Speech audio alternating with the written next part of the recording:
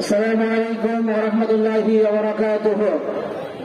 আজকের মিছিল করবার সমাবেশের সম্মানিত সভাপতি, প্রধান অতিথি, বিশেষ অতিথিবৃন্দ, সম্মানিত উপস্থিতি, সারা বিশ্বের মানবতাবাদী আন্দোলন সংগঠনের মতো বাংলাদেশ জামায়াত ইসলামের পক্ষ থেকে আজকের এই সমাবেশ থেকে আমরা ঘোষণা করতে চাই, নরপিশাচ, সন্ত্রাসী, ইসরায়েলি ইহুদিবাদ সারা বিশ্বে মুসলমানদের বিরুদ্ধে যুদ্ধ ঘোষণা করেছে।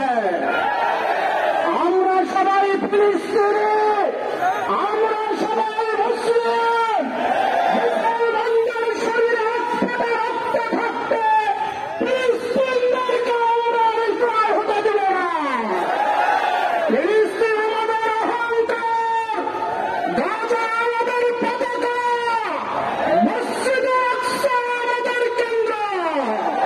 সারা বিশ্বের মুসলমানরা জীবিত থাকতে ইহুদিবাদের ষড়যন্ত্র, ইসরায়েল এবং আমেরিকার ষড়যন্ত্রকে রুখে দেওয়ার জন্য সারা বিশ্বের মুসলিম নেতৃবৃন্দকে এক মঞ্চে দাঁড়াতে হবে।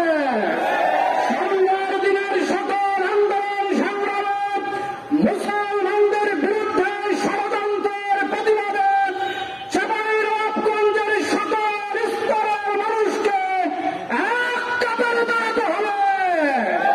ফিলিস্তিন জিন্দাবাদ, জামায়াত ইসলামী জিন্দাবাদ। আসসালামু আলাইকুম ওয়া রাহমাতুল্লাহ। সংগ্রামী চাঁপাইনবাবগঞ্জবাসী, এ পর্যায়ে বক্তব্য রাখছেন শহীদ কাফেলা বাংলাদেশ ইসলামী ছাত্র শিবির চাঁপাইনবাবগঞ্জ শহর শাখার বিপ্লবী সভাপতি ছাত্রনেতা আব্দুল আজিজ।